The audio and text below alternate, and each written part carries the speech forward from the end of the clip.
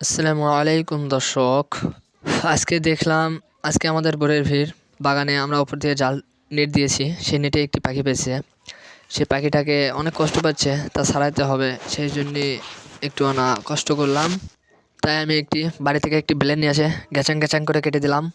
ওই ঘিচ ঘিচ ঘিচ ঘিচ ঘিচ দেখতেই পাচ্ছেন আমার কাটা শেষ হয়ে গেছে, অনেক বিরক্ত করতেছে।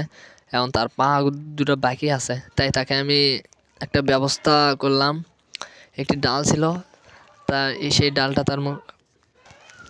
ডালটা তার মুখে দিলাম। এখন হয়তো একটু সুবিধা হবে। হ্যাঁ, এখন একটু সুবিধা হচ্ছে। তার কাটা শেষ করতেছি, দেখতে পাচ্ছেন।